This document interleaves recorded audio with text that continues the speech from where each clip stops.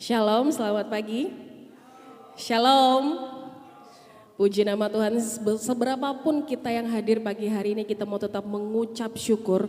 Sebab firman Tuhan berkata 2-3 orang berkumpul di dalam nama Yesus, Tuhan Allah hadir. Amin. Yang percaya angkat tangan.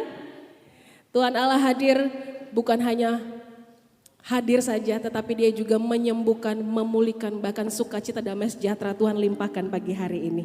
Berikan tepuk tangan yang paling meriah buat Tuhan Yesus. Kita bangkit berdiri Bapak Ibu. Kita sambut Sang Raja kita. Kita beri dia pengagungan, kehormatan semua untuk dia. Terima kasih Tuhan Yesus.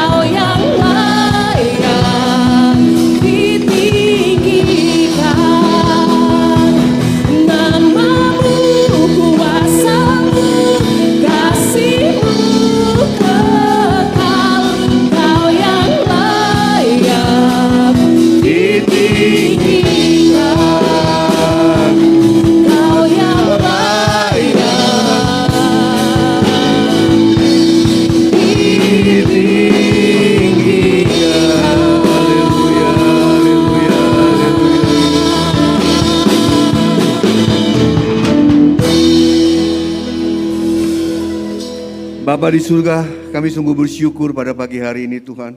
Oleh karena kemurahan dan kasih-Mu kami boleh berada di rumah Tuhan. Seberapapun kami yang hadir saat ini Tuhan, kami percaya Engkau ada di tengah-tengah kami saat ini. Karena firman-Mu berkata 2-3 orang berkumpul dalam nama-Mu, Engkau ada di tengah-tengah kami Tuhan. Terima kasih Tuhan, oleh karena itu biarlah Engkau sendiri yang memimpin ibadah ini. Dari awal, pertengahan hingga akhir dari ibadah ini Tuhan. Hanya nama-Mu saja yang kami tinggikan di tempat ini Tuhan. Terima kasih Tuhan, kami akan mendapat lawatan Tuhan, kami akan mendapat berkat Tuhan melalui hambanya Bapak Pendeta Yosafat Tuhan yang telah Kau utus untuk menjadi berkat bagi anak-anak Tuhan di tempat ini Tuhan. Urapi mulut dan bibirnya Tuhan, sehingga setiap perkataan yang keluar itu adalah isi hati-Mu Tuhan. Terima kasih Bapak, terima kasih Tuhan, kami akan mulai ibadah ini dengan doa yang Tuhan ajarkan kepada kami. Bapa kami yang ada di surga, dikuduskanlah nama-Mu, datanglah kerajaan-Mu. Jadilah kehendak-Mu di bumi seperti di surga.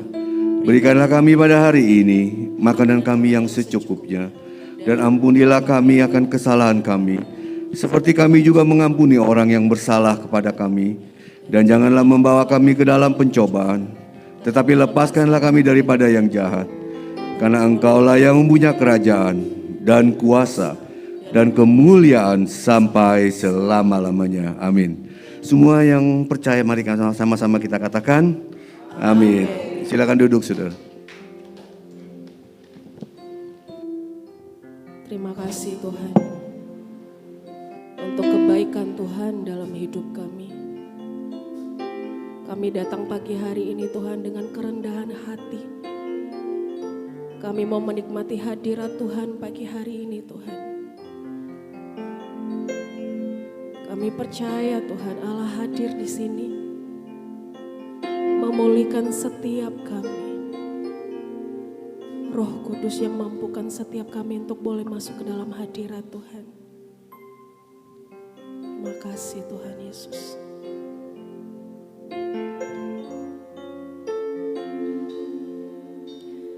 Dalamnya kasih-Mu Bapa,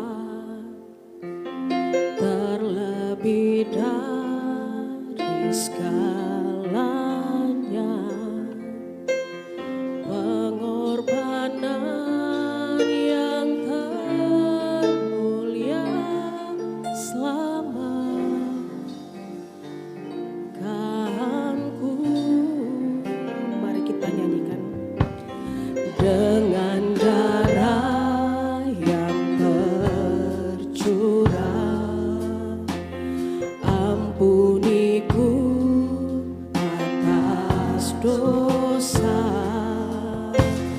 Ku bersujud kepadamu, oh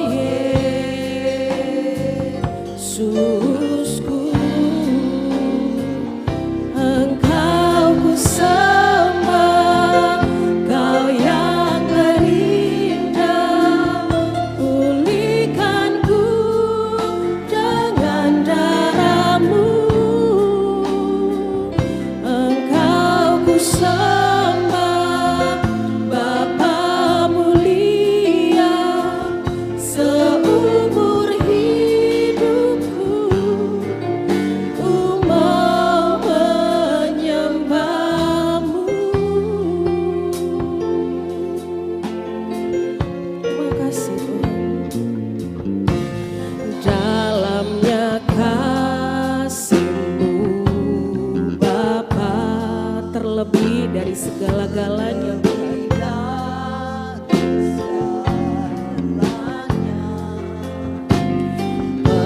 Pengorbanan yang termulia selamat Tuhanku. Dengan darah yang tercurah, ampuniku atas dosa. Ku bersujud kepadamu, oh Yesusku. Engkau ku sembah, Kau yang terindah. Pulihkanku dengan darah-Mu.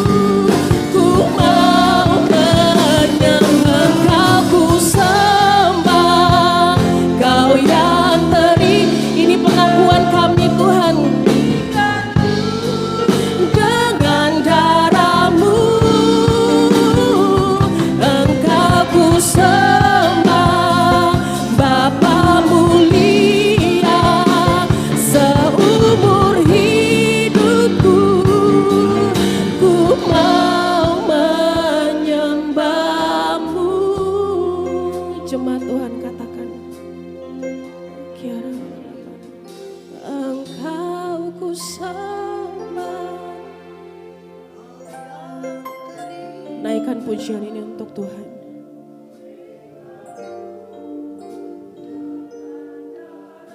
Kami percaya Tuhan, ada kuasa dalam penyembahan kami Tuhan.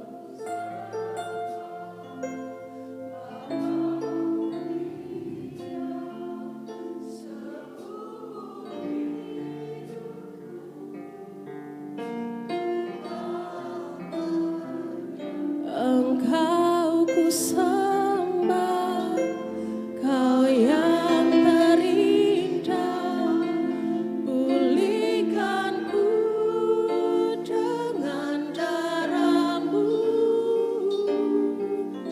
Engkau ku sembah, Bapa mulia, seumur hidupku ku mau menyembah. Engkau ku sembah, Kau yang terindah, pulihkanku dengan darah-Mu. Engkau ku sembah, Bapa mulia, seumur hidupku ku mau menyembah-Mu.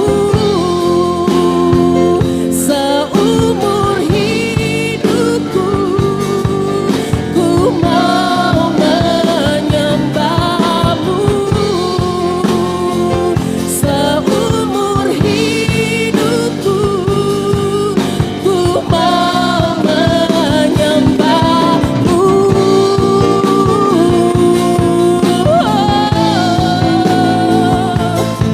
Terima kasih Tuhan, kami menyembah-Mu.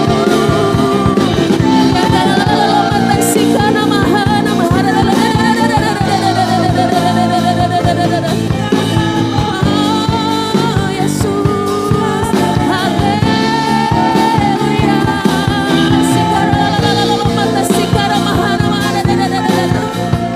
kami percaya Tuhan hadir di sini. Kami percaya Tuhan hadir di sini.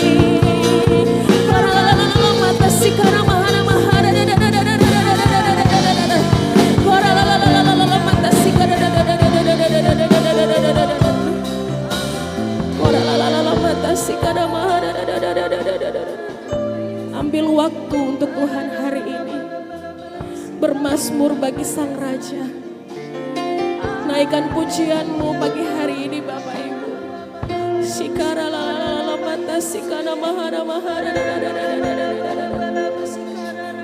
Kami mau bernyanyi bagimu, kami mau bernyanyi bagimu.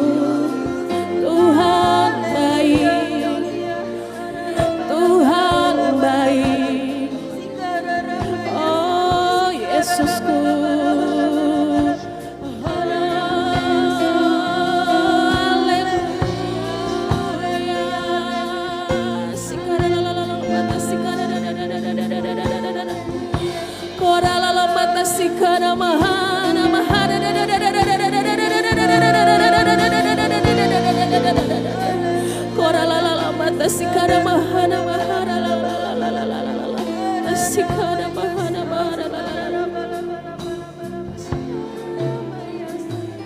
dengan apakah kami akan balas kebaikan-Mu Tuhan, selain penyembahan kami Tuhan. Hidup kami berikan kepadamu Tuhan pagi hari ini.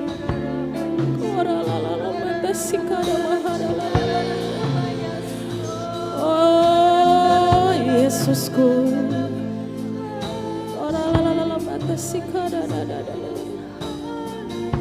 haleluya.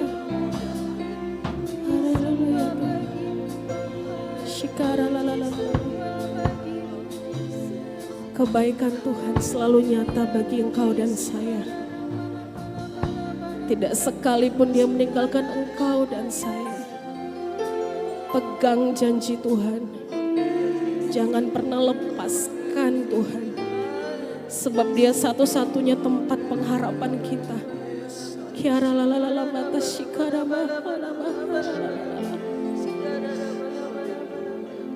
Kiara lalalala batas.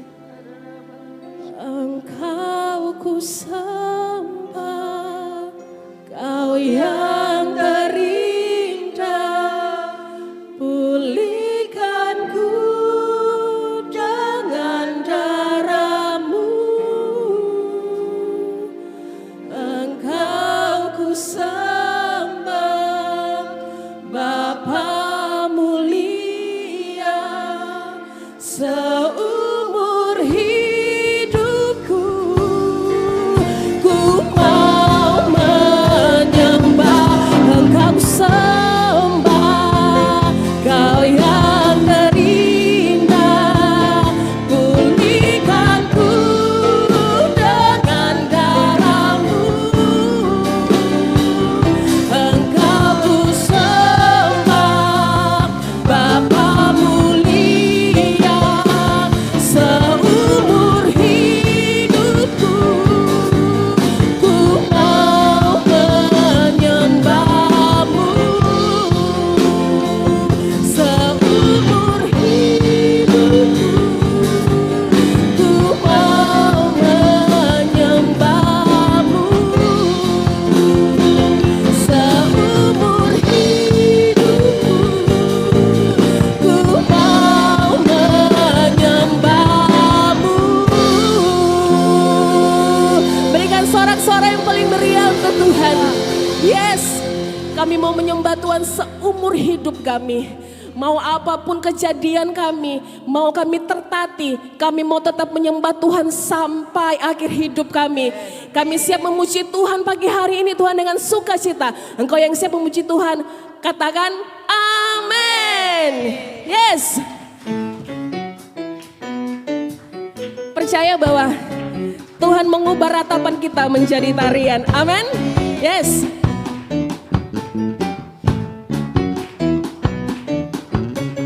Kau ubah ratapku jadi tarian. Kau, yes, amin. Kau berikan sukacita, jiwaku bermazmur. Dengan segenap kekuatanku memuji-Mu Tuhan. Ku tak akan berdiam, memuji-Mu selalu. Ku bersyukur padamu selama-lamanya, amin. Ku tak akan berdiam, memuji-Mu selalu. Ku bersyukur padamu selama-lamanya, amin. Kau ubah ratapku jadi tarian, tarian. Kau bukakan kain kabungku. Kau berikan sukacita, jiwaku bermazmur. Dengan segenap kekuatanku memuji-Mu Tuhan. Ku tak akan berdiam, memuji-Mu selalu. Ku bersyukur padamu selama-lamanya, amin. Ku tak akan berdiam, memuji-Mu selalu. Ku bersyukur padamu selama-lamanya, amin. Jemaat Tuhan, ku tak, yes.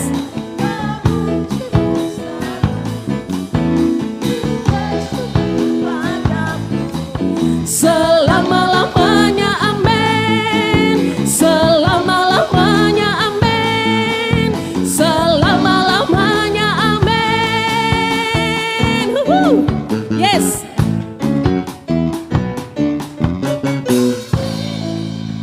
Puji nama Tuhan. Engkau yang percaya bahwa ratapan kita diubah menjadi tarian. Yes, lambaikan tangan ya. Yes. Haleluya.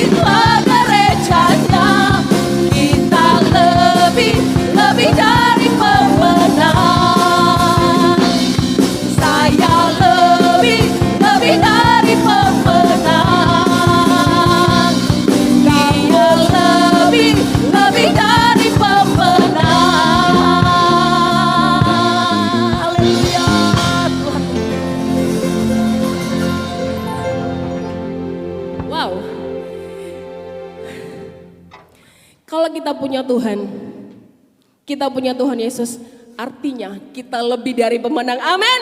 Yes, silakan duduk Bapak Ibu. Kita siapkan hati kita buka hati untuk boleh menerima firman Tuhan pagi hari ini. Terima kasih Tuhan Yesus.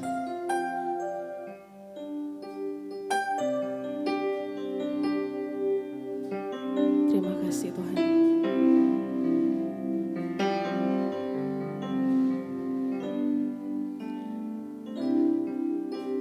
Terima kasih Tuhan selalu punya cara untuk menolong engkau dan saya. Yes. Takkan ku ragu Tuhan, janji-Mu yang menghidupkanku, hanya padamu Tuhan ku berseru dan mataku tertuju padamu.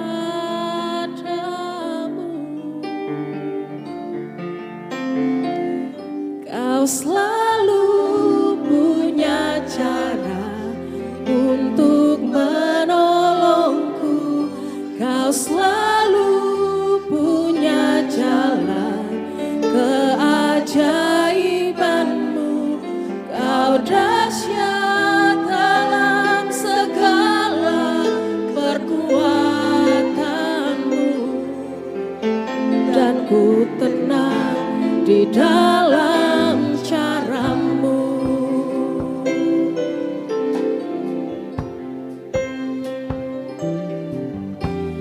Takkan ku ragu Tuhan, janji-Mu yang menghidupkanku, hanya padamu Tuhan ku berseru dan mataku tertuju padamu.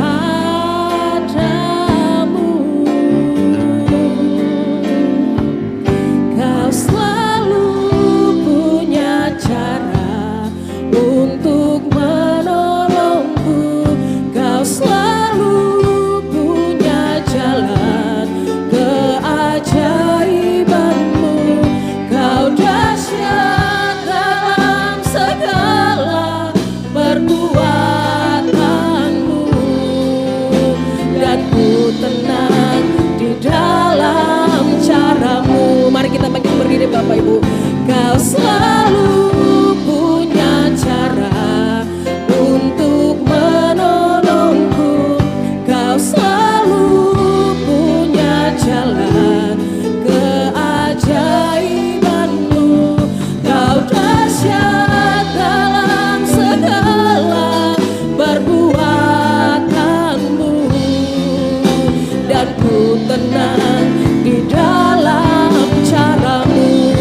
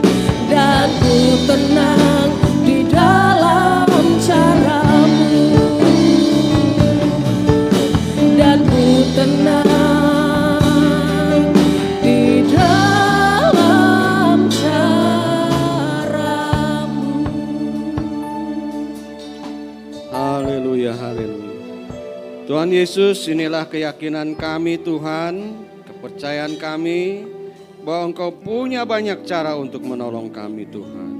Kami yang lemah, kami yang berkekurangan, kami yang menghadapi masalah, Tuhan akan beri jalan keluar bagi kami. Terima kasih Tuhan, terima kasih. Dan sebentar kami mau dengarkan firman-Mu Tuhan, karena firman-Mu itulah yang menjadi pedoman bagi hidup kami. Ketika kami melangkahkan kaki kami di dalam dunia ini, kami punya tuntunan yang datangnya dari Tuhan. Terima kasih Tuhan, kami buka hati dan pikiran kami tertuju pada firman-Mu. Terima kasih Bapa, dalam nama Yesus. Haleluya. Amin. Silakan duduk saudara-saudara. Shalom. Apa kabarnya? Haleluya. Ya, sebelum menyampaikan firman, saya perkenalkan diri dulu ya. Katanya kalau tak kenal maka tak sayang gitu ya. Oke, nama saya Yosafat Mesak. Saya bergereja atau memimpin jemaat di Petamburan ya. Nah, biasanya dulu kalau saya bilang Petamburan, terus dulu ya orang-orang, amankah di Petamburan katanya ya. Kenapa? Karena sebelahnya EPI, saudara ya. Memang kami ada di Petamburan 4, itu sekolahnya Pak Gilbert dulu, dan FPI itu ada di Petamburan 3, sudah. Jadi kami bertetangga ya, tapi baik-baik aja mereka ya. Oke.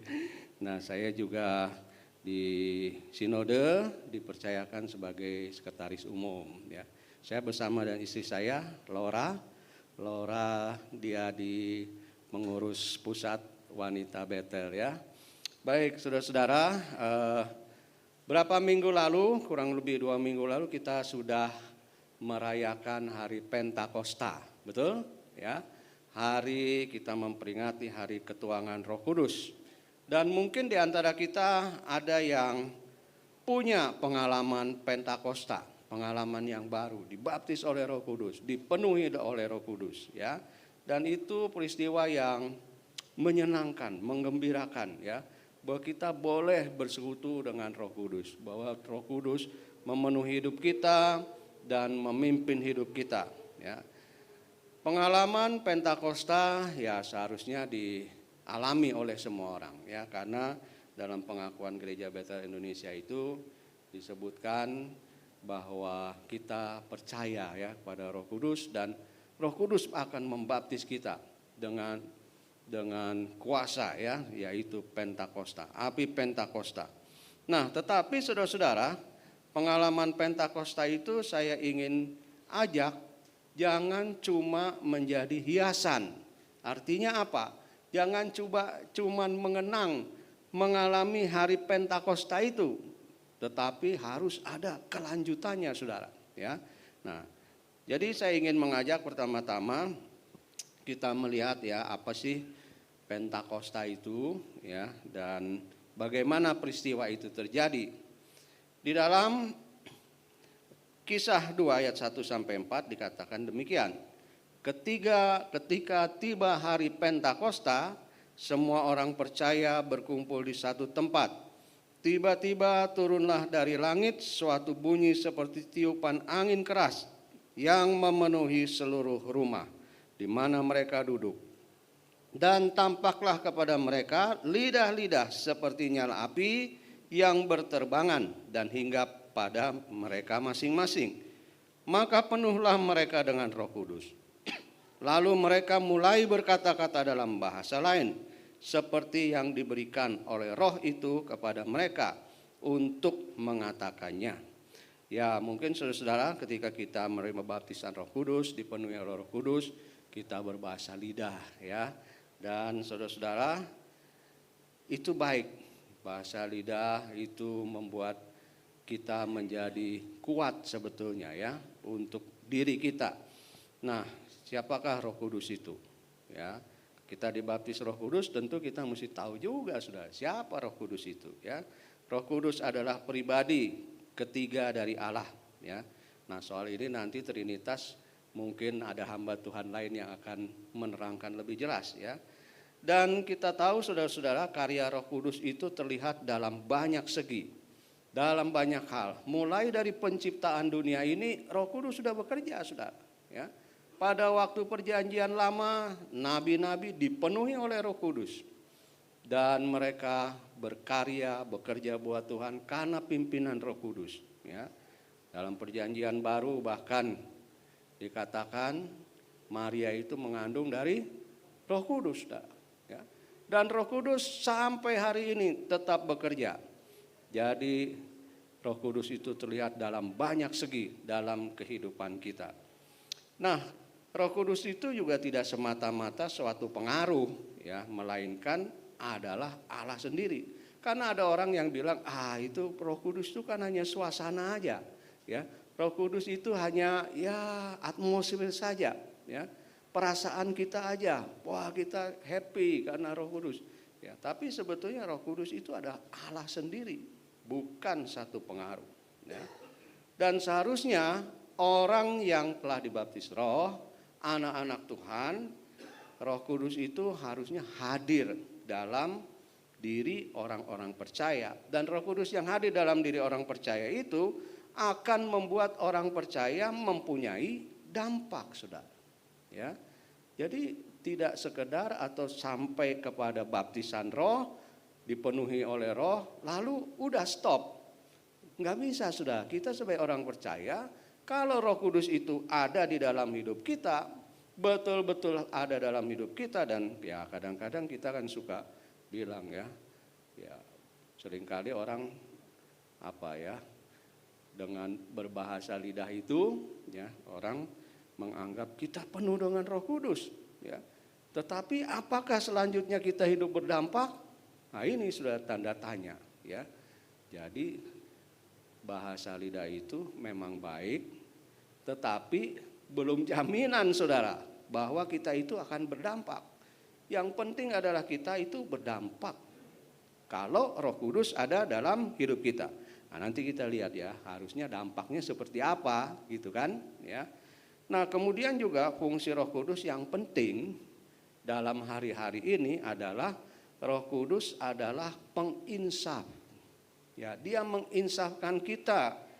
Dalam Yohanes 16 ayat 8 sampai 11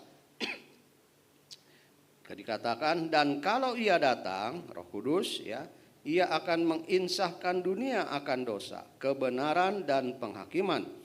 Akan dosa karena mereka tetap tidak percaya kepadaku. Akan kebenaran karena aku pergi kepada Bapa dan kamu tidak melihat aku lagi. Akan penghakiman karena penguasa dunia ini telah dihukum. Ya. Jadi ini adalah pekerjaan Roh Kudus yang penting, saudara, dalam kehidupan kita sehari-hari, yaitu penginsaf kita. Hati-hati loh, ada dosa. Ya, kalau kita ingin berbuat salah atau kita menyerempet perbuatan yang enggak baik, Roh Kudus itu ngomong dalam hati nurani kita, bukan? Ya, hati-hati loh, jangan kau lakukan. Ya, tapi kadang-kadang kita itu pura-pura tidak dengar suara hati kita, ya. Ya, kita terobos saja sudah, dan kita punya akibat yang buruk dalam hidup kita. Ya, jadi saudara-saudara, ini gunanya Roh Kudus menginsafkan kita akan dosa. Dan ya harusnya kita bersyukur ya ada Roh Kudus yang mengingatkan kita. Ya, dia seperti rem bagi kita, saudara. Ya, kalau ada mobil turun dari mana misalnya, yang di sini dari Ubud mungkin ya, tempat yang tinggi, lalu remnya blong. Apa yang terjadi, saudara? Ya, kalau di jalan tol ada turun, ada apa itu ya, jebakan pasir itu ya, ya naik ke situ dan mobil berhenti, saudara. Ya, tapi kalau nggak ada remnya blong, ya bisa tabrak mobil lain, dia bisa tabrak rumah, saudara, dan itu menimbulkan kecelakaan. Ya, jadi ibarat ya, Roh Kudus itu seperti rem. Dia mengerem kita, saudara. Kalau kita hendak berbuat salah, dan kesalahan kita itu akan membawa kita kepada kebinasaan, Roh Kudus yang ingatkan kita. Ya kan? Hati-hati. tahan dulu. Wah, itu saudara, ya. Jadi betapa bodohnya kita, saudara-saudara, kalau kita ini nggak mendengar Roh Kudus. Padahal Roh Kudus itulah yang membuat kita dapat menikmati nanti hidup yang kekal itu, saudara. Ya, nah, jadi ini satu hal yang penting ini. Roh Kudus itu adalah sebagai penginsaf, ya. Nah, karena itu, saudara-saudara, karena kita lihat pentingnya Roh Kudus ini, maka tadi saya katakan bahwa Pentakosta itu bukan cuma hiasan, saudara. Ya, hanya euforia waktu Pentakosta, waktu dibaptis, wah kita senang, kita happy. Ya, waktu dibaptis Roh Kudus, rasanya kita ini nggak mau berhenti berdoa, begitu kan? Ya, tapi jangan cuma sampai di situ, saudara. Jangan hanya sebatas baptisan Roh Kudus dan juga jangan hanya puas dengan kepenuhan Roh Kudus, saudara. Ya. Tetapi seharusnya hidup kita itu harus berdampak. Itu yang tadi saya katakan. Ya, kalau Roh Kudus ada dalam hidup kita, kita harus berdampak. Dan ini ciri-cirinya, saudara. Ya, kadang-kadang tadi yang saya bilang itu ya, orang kadang-kadang menyombongkan dirinya, aku dipenuhi oleh Roh Kudus. Tapi kehidupan sehari-harinya itu tidak menampakkan, menunjukkan bahwa Roh Kudus ada dalam hidupnya, saudara. Ya. Nah, ini menjadi tanda tanya, apa betul dia itu dipenuhi oleh Roh Kudus, ya. Nah, jadi kita harus berdampak, saudara. Orang yang dipenuhi oleh Roh Kudus harus berdampak. Dan untuk kita bisa berdampak, kita perlu bantuan, saudara.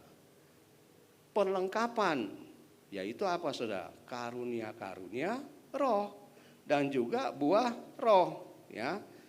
Itu yang akan membuat kita efektif. Kita bisa menjadi lebih berdampak karena kita diperlengkapi oleh Tuhan, ya. Nah, jadi saudara-saudara, kita berharap dan saya juga berharap supaya hidup kita itu bersama dan Roh Kudus itu every day. Betul? Ya.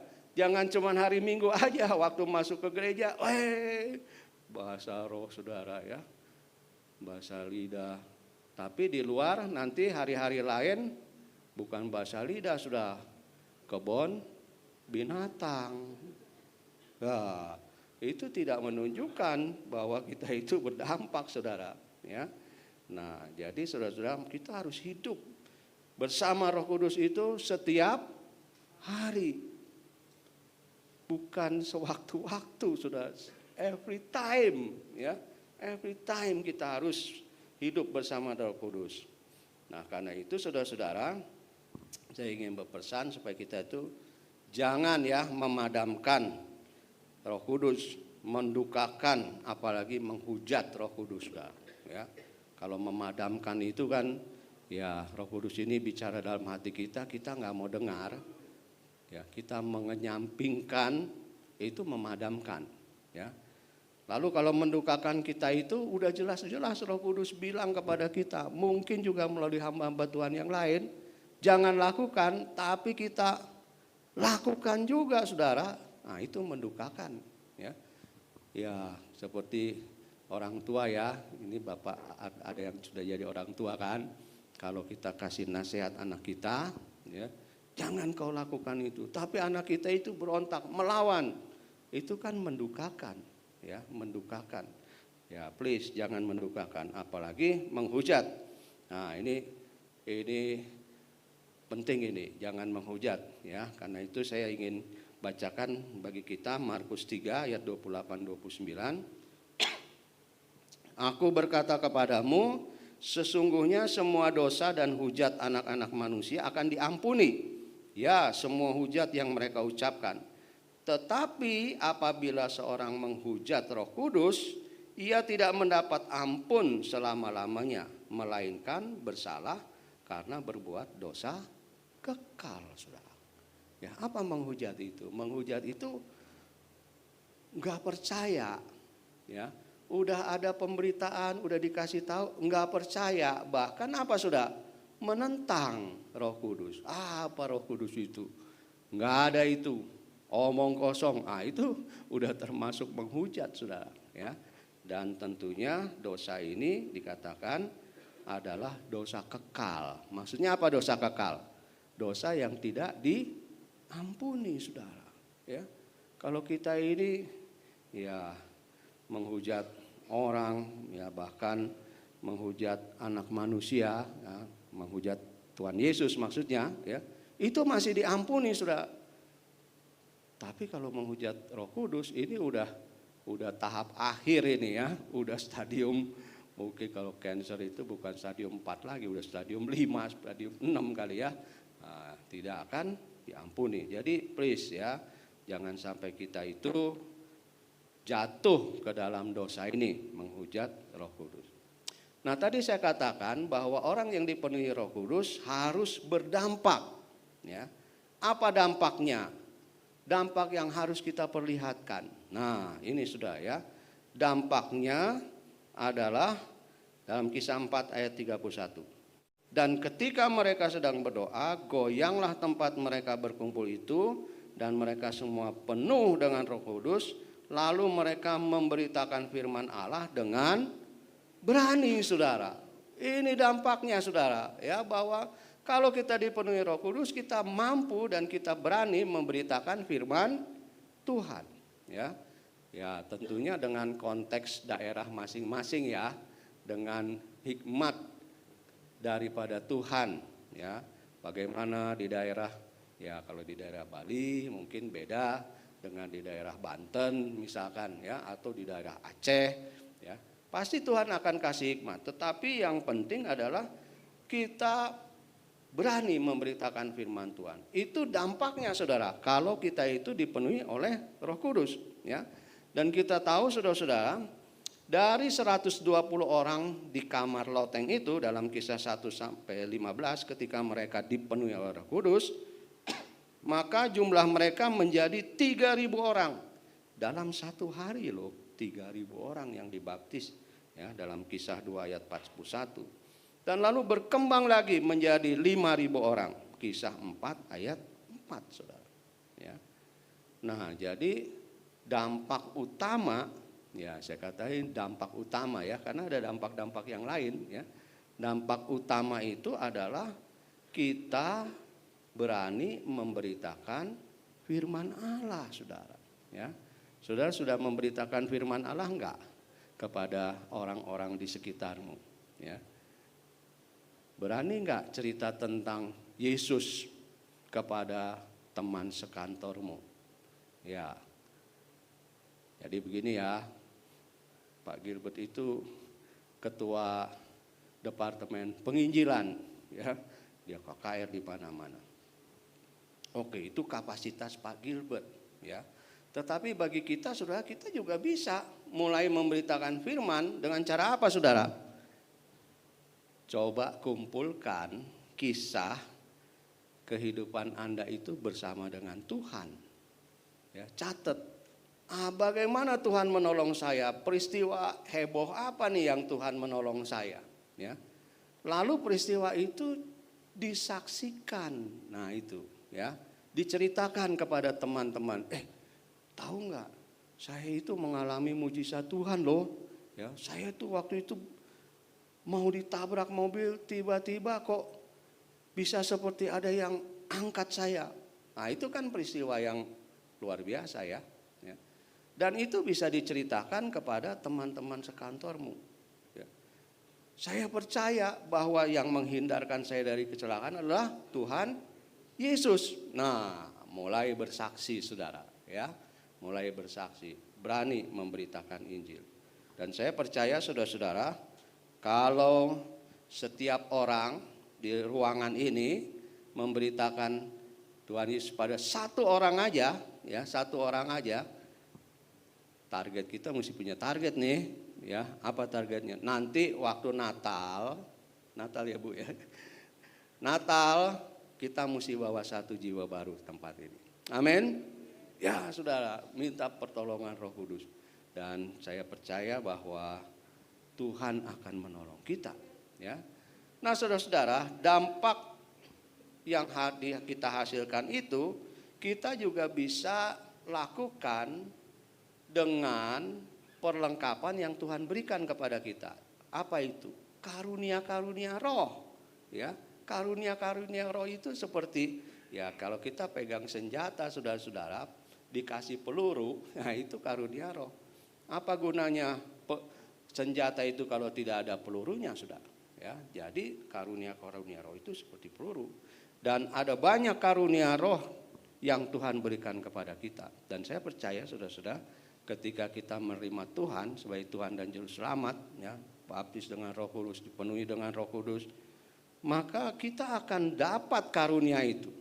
Ya, pasti nggak ada yang nggak dapat karunia, saudara ya. Tapi ya mungkin ada yang belum sadar bahwa dirinya itu punya karunia, saudara. Ya mungkin nanti satu kali boleh ada tes karunia ini ya di tempat ini ya. Nah karunia itu apa saja, saudara-saudara? Ada 5 karunia jawatan menurut Efesus 4 ayat 11 ya. Ada karunia rasul-rasul, jawatan rasul-rasul, ya ada nabi-nabi, ya ada pemberita-pemberita Injil. Nah, ini kayak Pak Gilbert ini pemberita Injil ya, jawatannya pemberita Injil ya. Ada gembala-gembala, ada pengajar-pengajar, ya. Lalu sudah pikir, wah saya kan bukan gembala, saya bukan rasul-rasul, ya. Rasul-rasul itu kerjaannya itu merintis, ya. Buka gereja-gereja baru ya. Nabi-nabi itu kan kerjaannya itu menegur, menasehati orang-orang yang salah. Ya, pemberita Injil ya berani mengabarkan Injil. Ada gembala. Gembala itu yang menjadi pastor ya, gembala ya untuk jemaat, membimbing jemaat ya. Ada pengajar. Ada yang jadi dosen dan sebagainya ya. Saya bukan yang itu, Pak. Lalu yang mana? Jangan kecil hati, saudara ya, karena Tuhan memberikan banyak karunia. Dan juga salah satunya adalah 9 karunia roh menurut 1 Korintus 12 ayat 8 sampai 10. Ya, ada karunia untuk berkata-kata dengan hikmat. Karunia untuk berkata-kata dengan pengetahuan, ya. Jadi kalau kita ngomong tuh penuh hikmat, saudara, ya. Kemungkinan kita banyak dicari orang gitu kan. Ya, Pak, tolong nasihatin saya, begitu kan? Ya, tolong Bapak ngomong sama saya. Kalau Bapak yang ngomong, saya ngerti. Nah itu karunia-karunia berkata-kata dengan hikmat, berkata-kata dengan pengetahuan.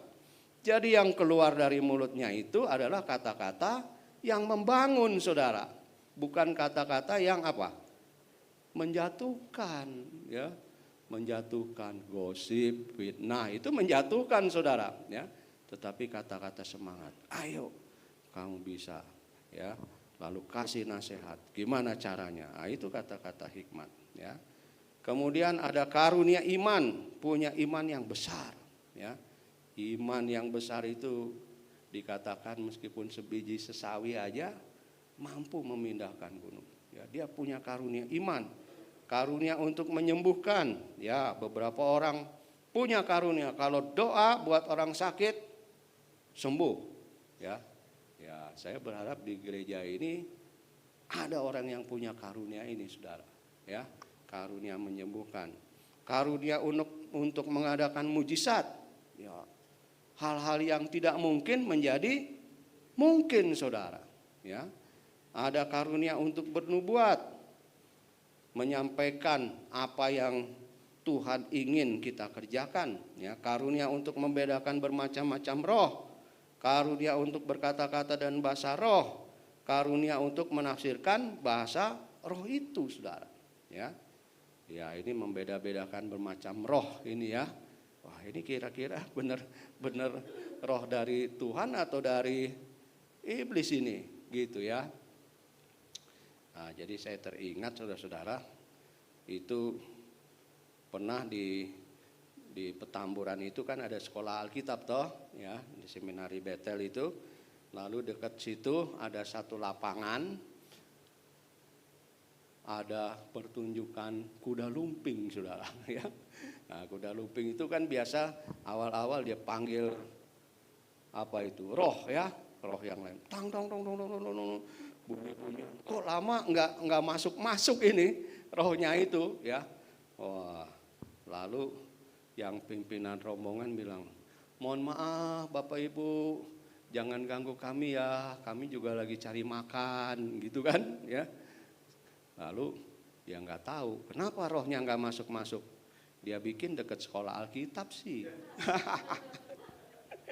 Barangkali itu siswa-siswa di sekolah kita lagi berdoa juga kan. Nggak masuk-masuk saudara ya. Ya, karena apa? Roh yang di dalam kita lebih besar. Amin. Ya, jadi ingat juga saudara, satu kali lagi pelayanan di Pulau Enggano. Pulau Enggano itu di sebelah baratnya Bengkulu ya. Sebelah Bengkulu itu ada pulau kecil di Samudra Hindia, lalu pergi ke situ. Nggak ada listrik saudara, nggak ada listrik. Lalu tengah malam kita udah pelayanan, tiba-tiba malam kok ada anjing menggonggong. Lalu bukan hanya satu, seluruh anjing kampung itu menggonggong. Ya. Katanya sih bukan menggonggong aja, melolong. Nah itu ya. Katanya sih kalau lagi anjing melolong dia lagi lihat, itu lihat setan. Itu ya. Aduh, udahlah kita tidur aja ya. Waktu bangun pagi-pagi di bantal saya itu kok ada titik darah gitu ya. Ada 3 atau 4 titik darah. Darah apa ini? Apa ada kutu busuk? Saya kayaknya bukan kutu busuk, kan kita tahu dan baunya kutu busuk ya. Lalu saya pergi karena ini kita nginap di rumah jemaat.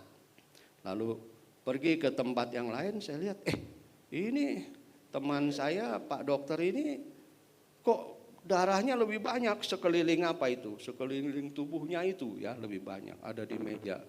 Ya karena saya dokter, dia dokter, kita gitu. Ini mah darah orang gitu ya, bukan kutu busuk nih, darah orang ya. Udah nggak ada yang tahu saudara. Lalu waktu pulang di Bengkulu baru dikasih tahu, wah kemarin tuh kamu diganggu oleh, kalau orang di sana bilang palasik. Palasik itu yang kepalanya aja jalan-jalan itu, ya kan? Apa di sini namanya? Leak itu ya, lagi cari darah ini kan. Tapi saudara-saudara, roh yang ada di dalam kita lebih besar. Enggak dapet saudara, enggak kena kita itu ya. Sampai akhirnya pulang Jakarta baru dikasih tahu.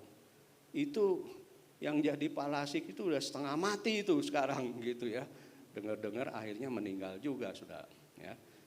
Yang repotnya itu pengurus gereja juga saudara. Gereja lain bukan GBI ya. Waduh sedih juga ya. Ada pengurus gereja jadi palasik juga sudah ya. Tapi ya itulah ya, kalau roh yang ada dalam kita itu lebih besar. Karena itu kita tidak perlu takut saudara. Amin. Ya, kita nggak perlu takut saudara. Karena roh yang ada dalam kita itu lebih besar dan dia memberikan karunia-karunia kepada kita ya.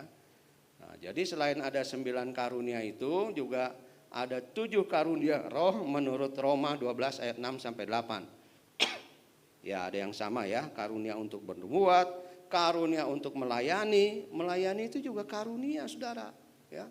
Jadi usher, penyambut tamu, hospitality. Wah itu juga karunia saudara ya. Karunia untuk mengajar ya. Kalau dia yang ngajar aku ngerti gitu kan. Kenapa? Mungkin dia punya karunia sudah. Hal yang rumit bisa jadi mudah dimengerti. Ya itu karunia, karunia mengajar, karunia untuk menasehati ya. Jangan sebaliknya ya, orang datang pada kita malah pulang patah semangat saudara ya. Kenapa? Karena kita omelin, wah kamu sih. Ya bukan karunia menasehati sudah ya. Kalau orang yang punya karunia menasehati, ngomong pulang hatinya sukacita saudara ya. Jadi nanti kalau ada tes karunia, kalau nggak punya karunia menasehati, jangan coba-coba menasehati ya. Nanti malah kepahitan dia sama kita ya. Oke, ada karunia untuk membagi-bagi sesuatu. Punya kemurahan hati ya. Itu jarang juga sih sebetulnya orang yang punya kemurahan hati ini ya untuk membagi-bagi sesuatu. Tapi dari pengalaman yang saya lihat saudara-saudara, orang yang punya karunia untuk membagi-bagi sesuatu ini, ya, misalkan, ada pembangunan gereja sana, ayo kita sokong. Oh, ada orang yang menderita di sana, ayo kita bantu. Ya, biasanya mereka itu nggak pernah kekurangan. Kenapa? Tuhan yang menyediakan bahannya untuk kita bisa membagi, saudara. Percaya enggak? Ya, makin dia bagi, makin berkatnya makin banyak, saudara. Karena apa? Karena dia dipercaya sebagai bendaharanya Tuhan, saudara. Ya, ada karunia untuk memimpin, jadi pemimpin di sini ya. Ada ya, mungkin Bapak Ibu Gembala sini punya karunia memimpin kita, saudara. Ada karunia kemurahan ya. Di sini bukan hanya membagi-bagi, tetapi bagaimana memikirkan, ini kemurahan hati ya, bagaimana memikirkan orang lain jangan susah. Nah itu ya, kemurahan ya. Bagaimana orang lain juga bisa selamat. Nah ini karunia kemurahan ya. Nah, jadi kalau kita punya karunia, saya percaya saudara-saudara akan punya karunia itu. Dan karunia roh itu diberikan kepada kita untuk kepentingan bersama. Ya, 1 Korintus 12 ayat 7, dan untuk membangun jemaat, bukan untuk apa? Soan, saudara. Wah, karuniaku. Karena ada enggak yang punya sifat begitu? Membangga-banggakan karunianya supaya dipuji orang, supaya dilihat orang, supaya dikagumi orang. Ada enggak? Ada juga, saudara ya. Padahal karunia roh itu diberikan untuk kepentingan bersama, untuk membangun jemaat. Dan kalau kita itu lalu membanggakan, ingin dipuji karena karunia kita, kita mesti tahu siapa yang kasih karunia itu, sudah. Tuhan yang kasih karunia. Dia bilang, lu sombong lu. Dia ambil lagi karunianya, bisa enggak? Bisa, saudara. Ya, jadi mari kita gunakan karunia itu dengan baik, dan untuk kita bisa berdampak kita pakai karunia itu, saudara. Ya, kalau tadi saya katakan ada karunia berkata-kata dengan hikmat, ya. Ketika orang berbicara dengan kita, orang mengerti dan dia menjadi sadar, itu udah dampak, bukan? Ya, ketika kita menasihati orang dan orang menjadi percaya, itu dampak, saudara. Ya. Nah, jadi saudara-saudara, setelah ada dampak utama, yaitu kita punya keberanian memberitakan Injil, kita dikasih karunia untuk kita bisa lebih berdampak lagi melalui kehidupan sehari-hari, saudara. Ya. Dan saya kira saudara-saudara, dalam kehidupan sehari-hari kita ini ketemu dengan banyak orang, betul? Ya, ada teman, ada karyawan dan sebagainya, sudah. Kita dapat berdampak bagi kehidupan mereka. Dan orang akan melihat bahwa ada Kristus di dalam hidup kita kalau kita berdampak, ya. Nah, tetapi saudara-saudara, selain karunia-karunia ini, kita akan lebih efektif lagi menjadi dampak kalau kita punya buah roh dalam hidup kita, ya. Seperti apa buah roh itu, ya? Dalam Galatia 5 itu dikatakan ada kasih, ada sukacita, ada damai sejahtera, ada kesabaran, ada kemurahan, ada kebaikan, ada kesetiaan, ada kelemah lembutan dan penguasaan diri, ya. Ini sebetulnya buah roh ini adalah terwujud dalam karakter kita, saudara. Ya, karakter kita. Karakter kita itu apa, saudara? Kasih, penuh kasih ya hati kita, ya. Sukacita.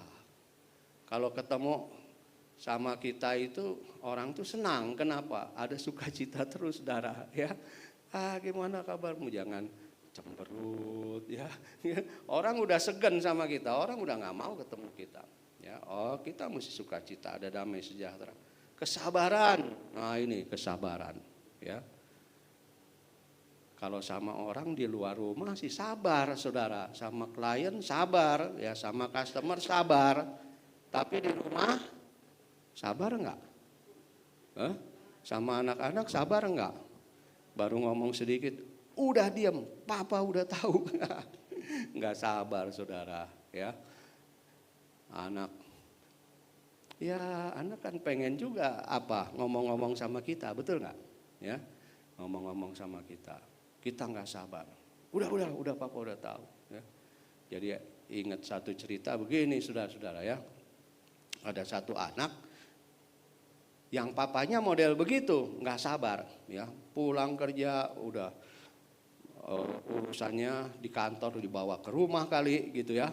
Anaknya pengen ngomong, nggak bisa saudara. Nah, satu kali anak bilang begini sama papa, "Pak, berapa gaji papa 1 jam?" Papanya marah ya. "Ngapain lu tanya-tanya?" Tapi akhirnya papanya ya kasihan juga. Ya udah papa kasih. 1 jam $5. "Oke papa, saya punya $2,5. Saya mau pinjam uang papa $2,5. "Buat apa kamu pinjam uang papa $2,5? Papanya marah lagi. "Saya mau beli waktunya papa 1 jam aja supaya saya bisa ngomong-ngomong sama papa." Wah, waktu dengar begitu saudara, papanya nggak jadi marah, malah nangis saudara ya. Waduh, anak sampai mau ngomong aja mau beli waktu bapaknya. Kenapa? Bapaknya nggak sabar saudara. Ngomong sedikit, udah papa udah tahu ya. Ya, jangan begitu ya. Di kita di sini nggak ada yang begitu kan? Kita sabar ya sama anak kita ya. Sabar sama istri nggak? Sabar sama suami nggak? Ya, sama sekretaris kantor sabar. Sama istri di rumah nggak sabar sudah. Nggak boleh begitu ya. Kesetiaan, nah itu juga harus ditunjukkan. Itu kan karakter ya, kesetiaan ya. Setia pada pekerjaan, setia pada siapa lagi? Pasangan, setia ya. Jadi kan ada pepatah bilang gini ya, lihat anak kecil di jalan, ingat anak di rumah. Oh, bagus kan? Ya. Lihat gadis di jalan, lupa istri di rumah. Wah, kacau ini. Dia udah mulai nggak setia, saudara. Ya, gawat ini. Saudara. Ya, jadi kita harus menunjukkan dampak kita melalui karakter kita juga, saudara. Ya, yang setia, punya kebaikan, kelemah lembutan, penguasaan diri. Ya, penguasaan diri itu paling susah, benar nggak? Ya, ini ada apa itu? Nuris ya.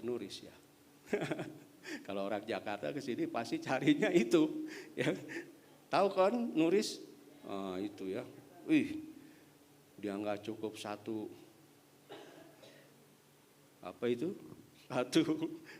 porsi, dia sikat 2 porsi, 2 porsi guys, 3 porsi. Itu kurang penguasaan diri saudara. Ya, kita nggak bisa menguasai diri. Dalam segala hal kita itu harus bisa menguasai diri. Nafsu belanja, ya, nafsu makan, nafsu seksual dan sebagainya. Harus kita bisa menguasai diri kita. Dan itu akan menunjukkan orang lihat nggak karakter kita sudah. Lihat kan, orang lihat karakter kita kan. Ramah nggak kita itu? Ramah atau pemarah? Wah, orang akan lihat itu saudara. Ya. Ya, orang Kristen kok marah-marah melulu, nggak ada kasih, ya. Bagaimana kita bisa berdampak, saudara? Ya, orang Kristen bawa lari uang perusahaan nih. Berdampak nggak? Dampak, saudara. Dampak buruk kan? Ya, udah susah kalau kita punya nama buruk, susah, saudara. Ya, ada pepatah bilang nama baik dulu ya. Nama baik susah nempel, gampang lepas. Betul nggak? Ya.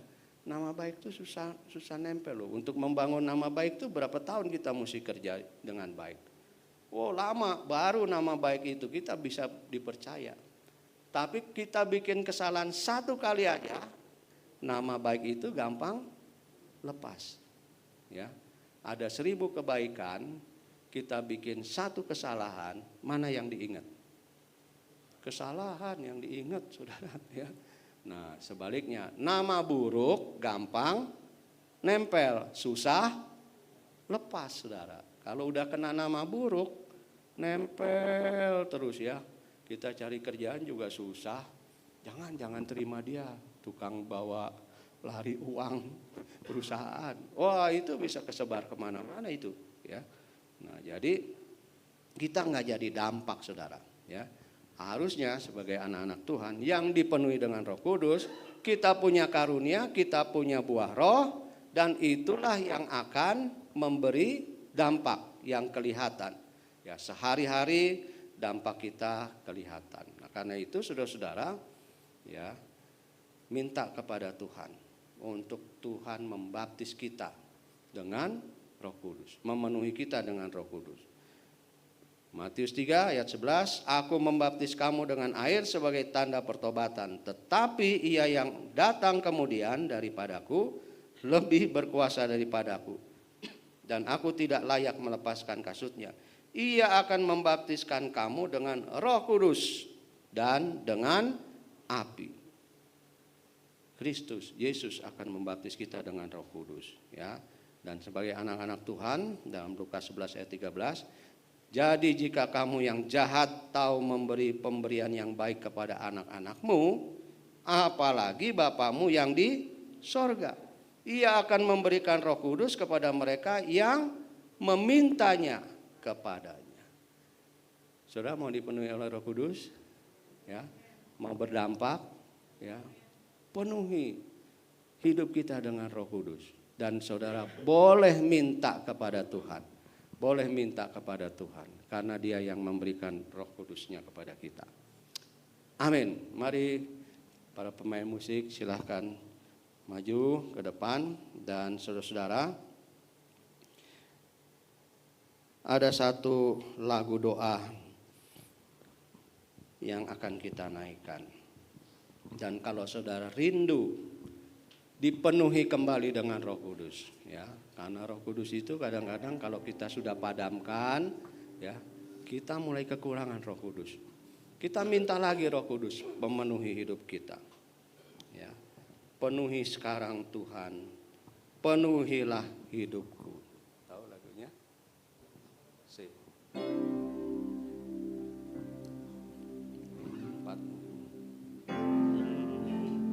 Penuhi sekarang Tuhan, penuhilah hidupku.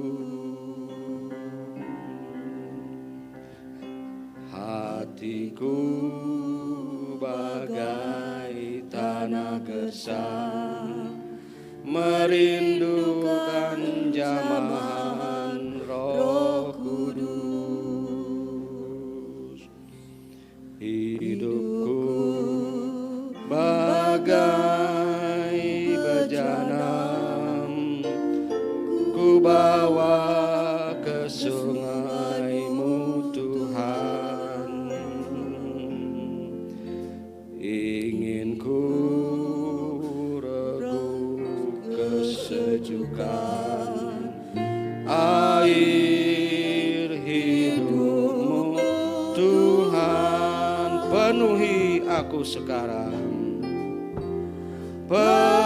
penuhi aku sekarang, penuhilah hidupku. Hanya Engkau, hanya Engkau yang ku rindu, jamahan hidupmu Tuhan. Penuhi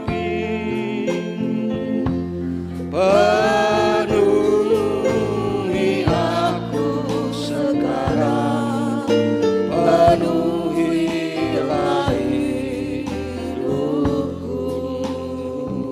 Amin. Katakan, hanya Engkau yang ku rindu, jamahan hidupku sekarang. Mari kita bangkit berdiri Bapak Ibu. Penuhi aku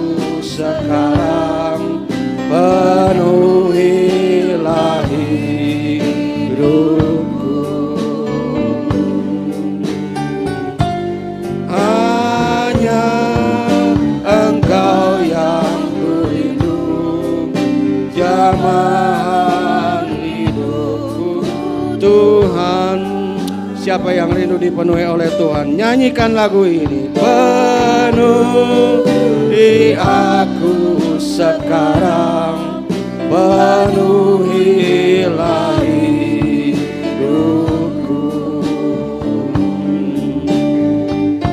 Hanya Engkau yang ku rindu, jamahlah hidupku Tuhan. Tuhan Yesus, inilah kami anak-anak-Mu di tempat ini. Kami rindu Tuhan, Engkau memenuhi kami dengan Roh Kudus Tuhan. Karena kami Tuhan, tanpa Roh-Mu kami bagaikan tanah gersang Tuhan. Kami tidak mempunyai kuasa apapun tanpa Roh Kudus dalam hidup kami. Karena itu Tuhan, penuhi kami dengan Roh-Mu Tuhan. Biarlah dalam hidup kami Tuhan, kami memberikan dampak yang besar bagi kerajaan-Mu Tuhan. Melalui hidup kami, dengan karunia-karunia roh, dengan buah-buah roh, kami dapat menampilkan Yesus dalam kehidupan kami. Karena itu Tuhan, sekarang penuhi jemaat-Mu ini dengan Roh Kudus. Dalam nama Yesus, biar kuasa Allah, kuasa Roh Kudus memenuhi saudara-saudara sekalian. Terima kasih Tuhan, terima kasih. Kami percaya Tuhan memberikan Roh-Mu bagi kami. Tuhan menjamah kami, memberikan kami urapan yang baru, sehingga kami boleh berdampak bagi kerajaan-Mu. Terima kasih Tuhan, hamba-Mu selesai berbicara, tetapi firman-Mu ditanamkan dalam hati kami, dan kami mau melakukannya dalam kehidupan kami sehari-hari. Terima kasih Tuhan, dalam nama Yesus. Haleluya. Amin. Mari saudara kita bangkit berdiri, kita akan mengakhiri ibadah kita. Bapa, kami sungguh bersyukur Tuhan, kami tahu Engkau ada di tengah-tengah kami saat ini Tuhan. Terima kasih untuk pimpinan Roh-Mu Tuhan, sehingga ibadah boleh berjalan dengan tertib dan penuh sukacita. Khususnya firman yang telah ditaburkan Tuhan, kami percaya firman itu tidak akan kembali dengan sia-sia Tuhan. Biarlah Engkau sendiri yang memeteraikan setiap firman yang keluar Tuhan. Kami percaya Tuhan, tanpa pertolongan Roh Kudus, tanpa Roh Kudus Tuhan, kami tidak dapat berbuat apa-apa Tuhan. Oleh karena itu biarlah jemaat Tuhan di tempat ini boleh dipenuhi dengan Roh Kudus Tuhan. Terima kasih untuk firman-Mu yang mengingatkan kami, mengajar kami, menegur kami, untuk kami selalu dipenuhi oleh Roh-Mu yang kudus Tuhan. Terima kasih Bapak, berkati hambanya Bapak Pendeta Yosafat. Tuhan pagari dengan kuasa darah Yesus segala niat orang jahat dipatahkan dalam nama Yesus. Biarlah terus Tuhan pakai menjadi berkat bagi banyak orang. Terima kasih Bapak, dan juga untuk jemaat Tuhan yang hadir pada saat ini Tuhan. Kami berdoa banyak di antara kami yang sakit saat ini Tuhan. Dalam nama Yesus Engkau sendiri akan menjamah mereka, menyembuhkan mereka dari segala sakit penyakit yang mereka alami saat ini Tuhan. Oh terima kasih Bapa, terima kasih Tuhan Yesus. Kami bersyukur kami dapat hadir pada siang hari ini Tuhan, dan kami akan pulang. Kami juga telah menerima berkat Tuhan. Oleh karena itu saudara yang dikasihi Tuhan, mari kita angkat kedua tangan kita untuk menerima berkat Tuhan. Dan katakan amin, maka ini akan terjadi dalam hidup saudara. Diberkatilah keluargamu, diberkatilah kesehatanmu, diberkatilah apa yang engkau kerjakan. Oleh karena itu saudara yang dikasihi Tuhan, marilah kita hidup takut akan Tuhan. Jangan menyimpang ke kanan ataupun ke kiri, sehingga kemanapun kita pergi, hidup kita akan beruntung. Karena Tuhan yang akan menyertai kita, dan Tuhan sendiri yang akan melindungi kita. Dia akan menyinari engkau dengan wajahnya, memberikan kasih karunia, damai sejahtera akan menjadi bagian dalam hidup kita. Dan Tuhan juga akan membuat saudara menjadi kepala dan bukan ekor. Dan saudara akan terus naik dan tidak akan turun. Dan apapun yang saudara kerjakan, Tuhanlah yang membuat berhasil. Oleh karena itu saudara yang dikasihi Tuhan, terimalah berkat daripada Bapa, Putra dan Roh Kudus, mulai saat ini sampai Maranatha, Yesus datang untuk kedua kalinya. Semua yang percaya dan telah menerima berkat Tuhan, mari sama-sama kita katakan, amin. Kiranya Engkau Memberkati aku berlimpah-limpah dan memperluas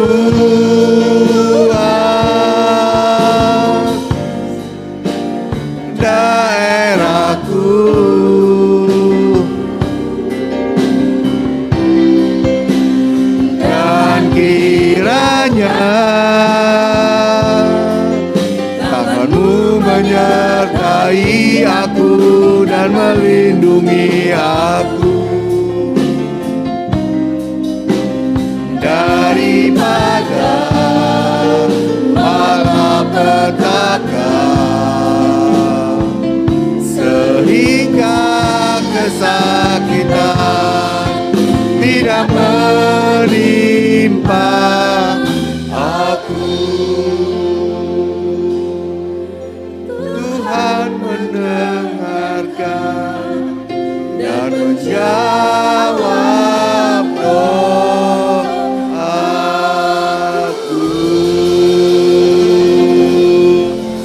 Ibadah selesai. Silakan duduk Bapak Ibu, kita ambil saat teduh.